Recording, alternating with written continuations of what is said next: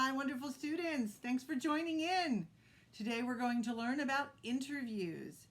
10 ways to rock your interview. And this is part 1. So here are the basics. Know where you are going. Seems pretty obvious, right? Put it on Google Maps. See how long it takes to get there. See if there's a traffic jam, because you know that happens where we live. Okay, get the directions, allow time for traffic, and check it right before you go, an hour before you go.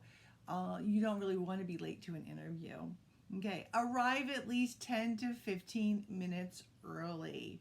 Okay, that way you're giving yourself some time to decompress, have a breath mint, find parking, that kind of stuff.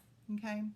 Know the name of the person you are scheduled to meet with, or the bunch of people that you are scheduled to meet with. Sometimes it's one person, sometimes it's a whole bunch, but you only know the one person's name. And then say their name correctly. Say it correctly. That is super important. Okay, so here are the 10 ways to rock that interview. 1, be prepared. Bring an extra copy of your resume or of your transcript. It just makes you look prepared, right? Arrive early, not a half hour early, because that just makes you look a little psycho. Okay, 10 to 15 minutes is good. And if you've arrived too early for whatever reason, just wait in your car or somewhere before you actually, in the hallway or whatever, before you actually go into the meeting room where you're going to meet them. Okay. Number 2, dress appropriately for the position or for the college. Okay, no droopy pants or dirty clothes or torn outfits. Okay, for dudes, take the earring off unless you're going into some art field. Okay, you just don't know for the most part, you don't know who's interviewing you, so you just want to leave the best impression you can. Okay, no t-shirts or the graphic tees, no athletic shoes or flip-flops. Now, there's an exception to this rule. If you're going to, be a lifeguard, yeah, flip-flops are probably fine because that's what you'll be wearing. And if you're applying to be, I don't know, something to do in the athletic world, a referee or something of that nature, or then it's okay to wear the tennis shoe or whatever shoe that you would wear for that. Okay, dudes shave, have a nice fresh face, unless of course it's a religious thing, then of course not. Okay, but if you can shave, fresh face is always kind of better, unless you're going for a lumberjack job, which I don't know if we have that around here. For my students, a polo short, a shirt. Think your Sunday attire or going to see grandma attire. I mean, you want to look fresh and clean. Most people make the mistake of dressing way too casually. Ladies, no miniskirts or revealing clothes. Okay, no bra strap showing. I mean, fine, you can wear a cami, but make sure there's a little cardigan over that cami. Watch the length of your skirt. You don't want to sit down and be woohoo. You don't want that. Okay, a lot of the problems I see with people not getting the job is not dressing job ready, job appropriate. Okay, so for example, my son is a computer engineer. It's a very casual company. He can go in shorts and a graphic tee. It's not a big deal. In fact, he looks pretty much like a bum, but he dressed in a suit for the interviews. You're showing respect and that you value the job and that you are a professional. So dressing like a professional, or the college that you want to get into, or the job that you're looking for. If it's like a clothing store or like a fashion clothing store, then you're going to be dressing, in their fashions and looking fashionable. You want to be modeling kind of the vibe that they have going. And number 3 is to be confident. This is tough, and for a lot of us, we have to fake it. Some people have that natural kind of confidence, but a lot of us just have to fake it. But don't fake confidence with conceit and arrogance. Nobody likes anybody arrogant. And we're going to actually be looking at confidence as we kind of go through these series of videos. Okay, 4 is make eye contact. Make eye contact. Okay, not scary creeper stalker eye contact, but in U.S. culture, you need to make eye contact. In U.S. culture, eye contact is the equivalent of See, I'm a trustworthy person. I can look you in the eye. You can look me in the eye. Okay? That you don't want to stare at them. That's just creeping them out. So what you want to do is you want to move your eye around their face. So forehead, ear, chin, okay?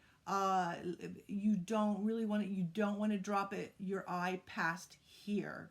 Male or female, do not drop your eye past here, but you can move your eye around. That way you're just not staring at them and giving them the woo, okay? If there's a bunch of people, you can shift the gaze back and forth from person to person, okay? Make sure you meet everybody's eye if it's a panel, and sometimes you will have a panel interview, okay? Number 5 is to show your enthusiasm. Okay, here's the trick. Seem excited and energetic, but not phony. We've all been in restaurants where we've had that waitress who's like, "Hi everybody, can I help you? I'm so excited that you're here." And you're like, "I want to smack you, phony girl." Okay, so don't be like that. Be energetic, sit energetically with shoulders back, seem excited for the job. They'll be, "Oh, here I am." Like, that doesn't work. Okay, but don't be phony. People don't like the phony, and it's super evident. Number 6, know the position you're going for or the college. So in the case of college, go Google the college, go pull up their website, go look at what their best colleges are. Are they education college? Are they a medical college? Are they engineering? What are they known for? Learn the name of their football team if they have one. Who are their famous alumni? Know a little bit about the college. That will be super impressive to a college recruiter. If it's a industry, like, know something about the industry, whether that's, plumbing or electrical or the fashion industry or, movies, whatever. Like, know a little bit about that industry or that company.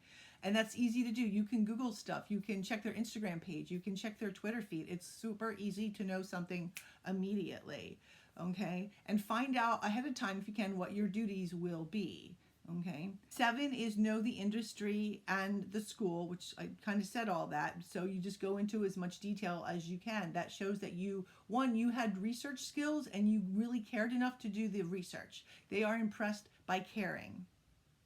Number 8, know the company. It's kind of the same thing, right? Same thing. Do your research. That impresses them. Okay, so when I got hired at Centennial, I went on the Centennial website. I looked at their demographics. For students, I looked at their student population. I looked who their superintendent was. I looked at all their different schools. I didn't memorize it, but I just had a good view of it so I could actually talk, and they would be surprised. They're like, "Oh, see, this person goes the extra mile." And that's who they want to hire, is someone who goes the extra mile. Okay. Number 9 is practice the interview questions they might ask. This will be on another video. And number 10 is after the interview, be sure to follow up with a short, friendly email thanking them for the interview. You can find lots of examples of these on the internet. The email will keep your name at the forefront of the interviewer's mind. You must do this within 24 hours. Don't walk out of your car and send it in 5 minutes. That looks like you had it pre-slubbed. You don't want to do that, because usually in that thank you letter, you want to mention something that you discussed.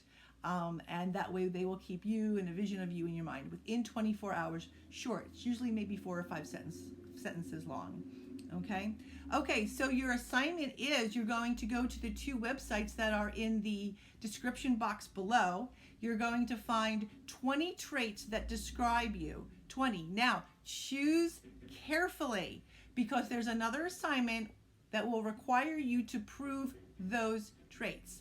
Okay, so this is going to be in Google Classroom. I will want a list of those 20. That is your first assignment for 20 points. Choose carefully, because another assignment will require you to prove those traits. Thanks so much for watching. Bye-bye.